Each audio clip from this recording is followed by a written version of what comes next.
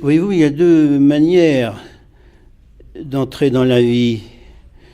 Ou bien on devient un revendiquant, un protestataire, un pisseur de vinaigre, ou bien on en fait quelque chose. Alors moi, enfant de cette Normandie taciturne, j'ai travaillé tout ça, ça fait partie de mon expérience. Mais je n'ai rien à voir avec les marchands de... Ça s'est très bien porté en France, ça fait même de très belles carrières. Le ressentiment, la haine sociale, etc. Tout ça n'est pas mon aliment. Je m'alimente d'autres choses. Voilà. C'est une très grande expérience d'entrer dans la vie de cette façon. Personne ne choisit ses parents. On vient au monde, c'est le destin. On est enfant d'un destin qui ne vous quitte pas, évidemment. Et le tout est de savoir comment on s'accommode du hasard, du destin, et comment on peut travailler à retourner subjectivement la carte. La question de l'État, la question de la démocratie, la question des institutions en général, détachée des enjeux subjectifs, devient une sorte de salade d'abstraction. Je crois qu'il faut revenir à des choses très simples. D'abord, en ce qui concerne la démocratie, c'est à se demander, quand j'entends les discours qui se répandent, si ce concept de démocratie est devenu une religion, ou si on parle toujours d'un régime politique. Bon, quand je vois avec insouciance, on se répandent parfois des slogans ou des propos tels que le bulletin de vote est un chiffon de papier. Ce sont des propos que j'entendais enfant avant la guerre dans la bouche des fascistes. Maintenant, c'est devenu un thème sans doute très respectable, puisque venant de l'extrême gauche, puisque personne ne sourcille. Je suis étonné que, dans le même temps où on enseigne aux jeunes l'esprit civique, aucun journaliste spécialisé n'interroge l'extrême gauche sur ce qu'elle pense précisément de l'État et des institutions. Enfants meurtriers, adolescents statufiés en déchets sociaux, jeunesse bafouée dans son droit de recevoir la limite, votre solitude nue témoigne des sacrifices humains ultramodernes. Je vais d'abord vous dire, les commentaires sont libres.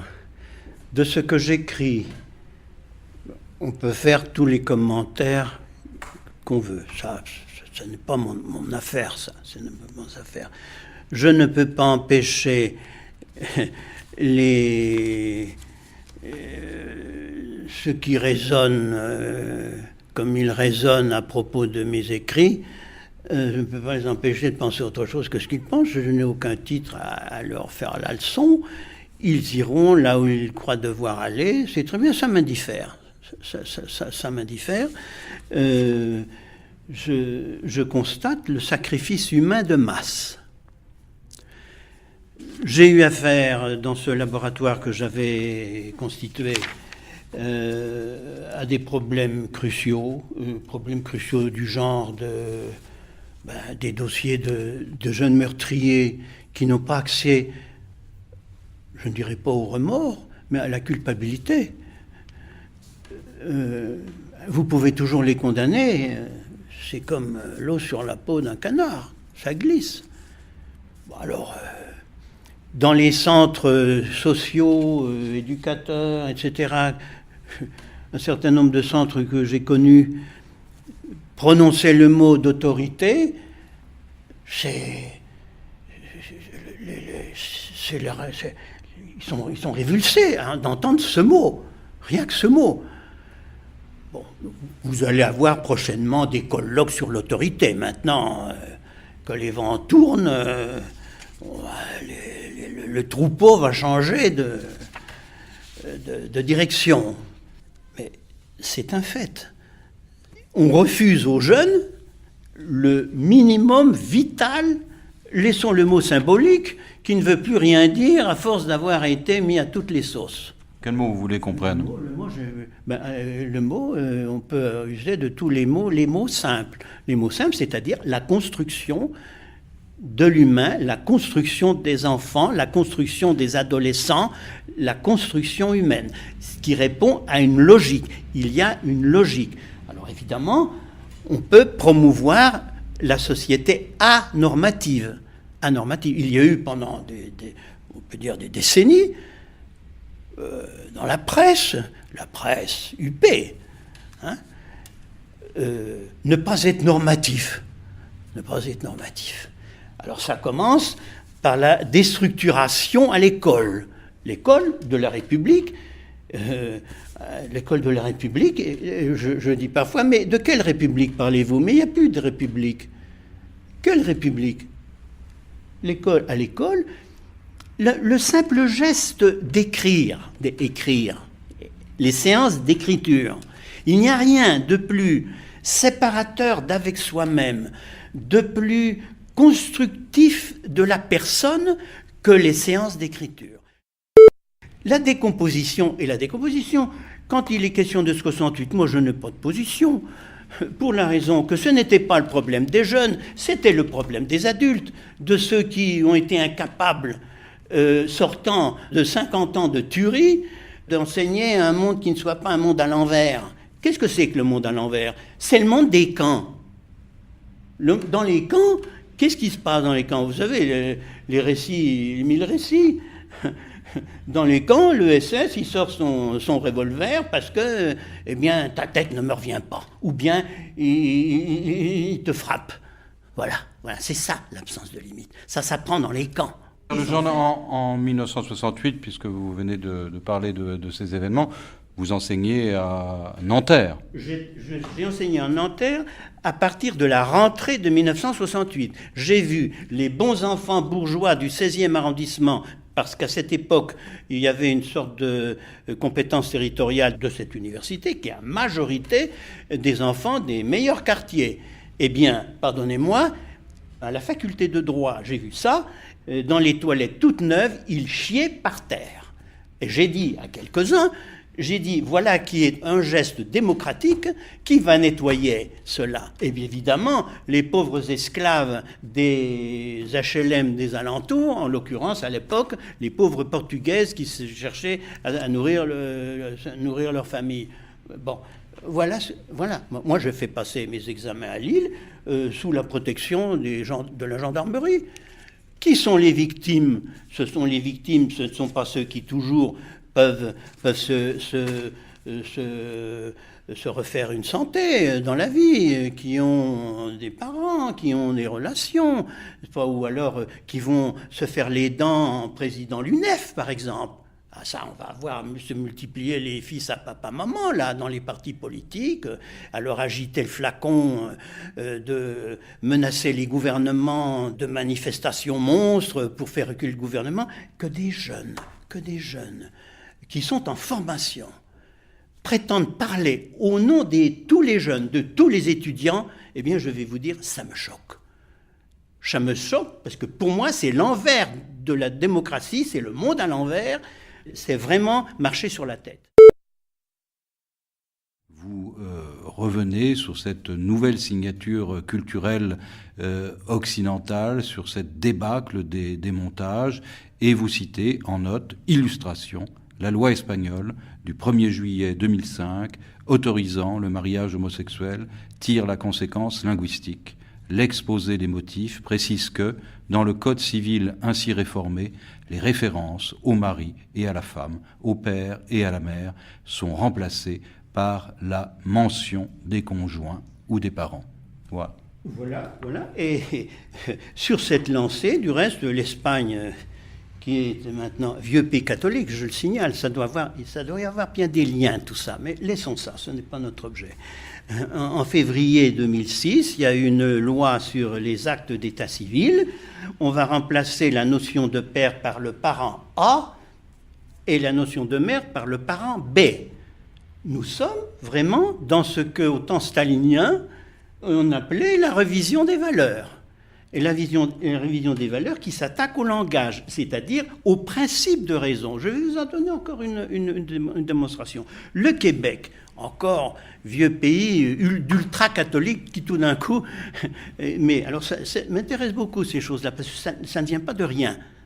Eh bien, le Code civil du Québec vient, dans un article, je crois, 539 du Code civil, déclare que dans le cas du couple homosexuel femme, si une des deux mères fait un enfant, les droits du père seront délégués à la mère qui n'a pas enfanté. Je résume. Bon, ça veut dire qu'il y a une mère qui enfante et une mère-père, donc qui accouche du père. Écoutez, alors je pose la question aux Français, est-ce que vous croyez qu'au nom de cette démocratie déraisonnable, vous allez convertir le reste du monde? Et je pense qu'on agence, de par ces mesures éclatantes, progressistes, etc., j'en passe, des qualificatifs, n'est-ce pas? Des qualificatifs de célébration de tout ça. Les Occidentaux sont en train, avec ça, d'essayer de vendre leur propre décomposition. Vous savez, il y a dans Huntington, non pas ce que je dis, mais un certain nombre de choses comparables. Je pense qu'il a raison, il a vu très bien, je n'argumenterai pas avec ses propres arguments, mais il y a un problème de fond. Nous avons toujours été dans le conflit des cultures, et là, nous y enfonçons de jour en jour. J'ajoute encore une chose, du Québec, justement. Une transsexuelle, alors il faut quand même que les Français prennent conscience de ce qu'on leur vend, de ce qui leur est vendu, y compris maintenant par des partis politiques et des intellectuels, philosophes, s'il vous plaît, de premier rang, qui vendent ça parce que ça se vend très bien. Voici le cas. Une mère transsexuelle se fait transformer en homme. Elle a un enfant. Le problème se pose, quel est le statut généalogique de cet enfant ? La question a été portée devant les tribunaux pour des raisons, je n'ai plus le dossier avec moi. Alors, le juge a convié des experts, travailleurs sociaux, psychologues, etc., qui ont dit, tout simplement, cette mère ayant exigé, de par la loi du Québec, c'est possible, de changer son état civil, eh bien, le juge, reprenant les formules des travailleurs sociaux, dit exactement ceci: pour cet enfant, sa mère est morte. Alors, où sommes-nous? Je pense que nous sommes dans la déraison, que c'est une pente de déraison. Maintenant, si les Français veulent aller là-dedans, ils iront. Je n'ai rien d'un moraliste. Simplement, moi, je m'occupe des constructions de la raison.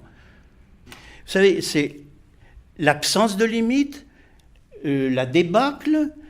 De toute façon, les enfants sont transformés en parents de leurs parents, ils n'en peuvent mais, éventuellement on les lâche dans la rue parce que c'est là, paraît-il, qu'est le nouveau gouvernement démocratique. Moi je veux bien, mais où est-ce que tout ça mène la jeunesse? Je sais qu'en ce qui me concerne, venant d'où je venais, je n'aurais pas survécu à ces manières de perversion des institutions.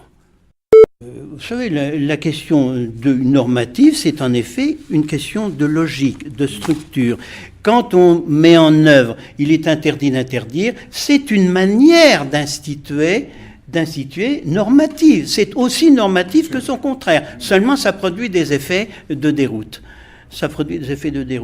Alors, moi, vous savez, 68, tout ça, c'est...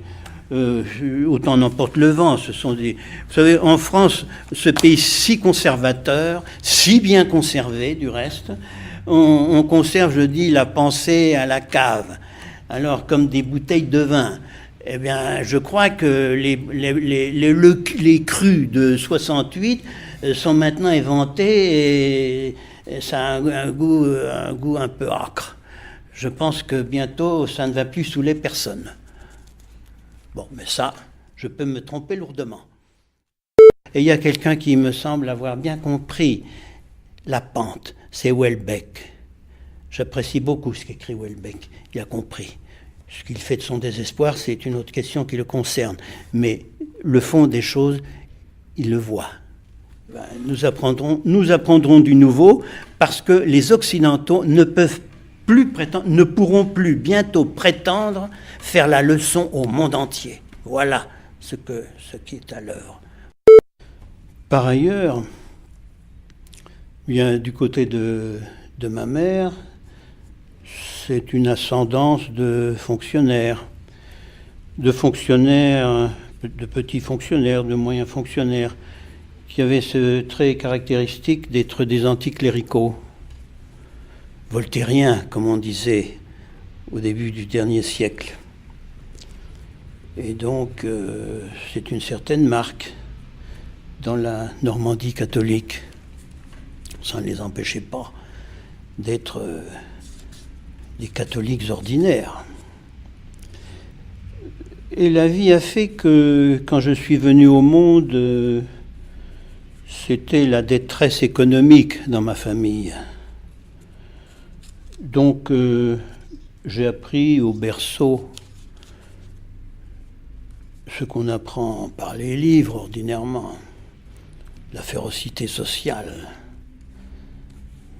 les classes sociales ou les castes sociales. Il me vient un souvenir, puisque vous me posez toutes ces questions, un souvenir avant de l'expliciter. Je vais rappeler une petite anecdote qui m'avait beaucoup frappé en lisant Freud. Freud enfant a été marqué par vraiment une anecdote qui était que son père a été bousculé dans la rue par évidemment un antisémite violent, et son père s'est contenté de ramasser son chapeau qui était tombé à la suite de cette bousculade agencée par un antisémite. Il avait tout simplement ramassé son chapeau. Eh bien, moi, ce n'est pas une anecdote de ce genre que je peux rapporter, mais quelque chose qui est du même ordre, qui est ce que je pourrais caractériser en disant c'est la fracture du regard chez un enfant. L'anecdote est la suivante, elle est tout à fait simple et banale. Nous allions à l'église dans le banc des pauvres. Alors le banc des pauvres, c'est évidemment au fond de l'église, et des bancs, pas des chaises. Donc, dans un lieu bien séparé des autres fidèles. Et au moment de la quête, le prêtre passait devant le banc des pauvres sans s'arrêter. Et je me souviens avoir capté un jour le regard de celui qui faisait la quête, c'est-à-dire qui présentait la corbeille pour remettre la petite pièce ou l'offrande où les pauvres étaient dispensés de quête. Et ce regard m'est resté ancré dans la mémoire. Et voyez-vous, c'est ça, la fracture du regard qui survient chez un enfant dans des circonstances de cette sorte. L'enfant entre dans l'interrogation, sans mots bien sûr, sur la contradiction, le hiatus, la séparation, l'exclusion. Tout ça, ce sont des choses tout à fait essentielles que j'ai appris, moi, de cette façon. Oui, ça c'est un concept des anciens, un concept de Vitruve, le grand architecte latin, qui employait le mot de firmitas en disant non seulement un bâtiment doit tenir debout, mais il doit avoir l'air de tenir debout. Ça, c'est, je dirais, le côté décor de la dogmatique, ce qu'inclut le terme dogmatique. Mais il y a surtout une chose de fond, parce que avec mon apport, le concept de société se trouve bouleversé. Pourquoi ? Parce que l'idée, d'abord, il faut sortir je sors de la conception linéaire de l'histoire, pour introduire l'idée d'une histoire sédimentaire. Autrement dit, le passé est refoulé, ne disparaît jamais. Ça m'a été très utile quand j'étais expert en Afrique, pour la raison que je pouvais faire des pronostics politiques et institutionnels qui se sont avérés malheureusement justes. Donc, bon, d'autre part, donc, quand on est dans cette conception non plus d'une histoire linéaire mais sédimentaire, on comprend que les montages, les institutions, l'enveloppe institutionnelle, la construction de la raison, c'est-à-dire qu'il y a un domaine dans lequel le principe de non-contradiction ne joue pas. C'est ce qui se passe quand nous sommes sur l'autre, quand l'autre scène se dévoile sans notre contrôle pendant la trêve du sommeil. Le rêve, personne ne le maîtrise. Mais d'autre part, dans la vie de la réalité, eh bien, c'est le triomphe du principe de non-contradiction. C'est là-dessus que se construit l'humanité. Et par voie de conséquence, le monde social, c'est d'abord une construction d'interprétation. C'est une affaire langagière, fondamentalement. Et par voie de conséquence, j'ai introduit ce concept de texte avec majuscule comme l'équivalent du concept de société, de culture, de civilisation. Et dans ces conditions, ça a une conséquence politique. Pourquoi ? Parce que, d'abord une conséquence de méthode, c'est-à-dire qu'on ne peut plus travailler de la même façon en fabriquant des théories surgelées à consommer n'importe où sur la planète et qui donnent ainsi aux intellectuels occidentaux une espèce de rente de situation qui consiste finalement à dire, ou qui sous-entend à l'adresse du reste du monde, eh bien, vous suivez nos pensées ou bien vous êtes des demeurés, parce que ça revient tout de même à ça. Et la conséquence, c'est que la notion de texte met toutes les cultures à égalité. Nous sommes tous à égalité devant la logique de la vie, de la représentation, devant la logique langagière. Ça porte à d'immenses conséquences. Et je comprends pourquoi les Asiatiques, en ce moment, sont si intéressés et travaillent. Il y a des groupes de travail au Japon qui travaillent dans cette perspective. Yes, I've been living inside of you, but I guess this time I set me free, and there's nothing that you can do. I hope you can see. I can't seem to keep people around me, cause I'm scared that they might know the truth all about me. Then they might doubt me, there's no other route. I wanted to shout, but it's too late now, cause I'm drowning. Got two face like I'm a clown, man. Life is too great, no, it's astounding. I'm in good shape, ma, but you know that I'm drowning like a cup in a cage. I can't cope with this hopelessness, though I try to be open and go with it. But I'm soaking in the pain like the wind never stop flowing in. As I'm floating in a glowing river through a golden gate, trying to motivate. Yeah, I do my fucking best, but there's two voices in my head, I just can't. I just fucking can't. Cause I've been living inside of you, but I guess this time I set me free, and there's nothing that you can do.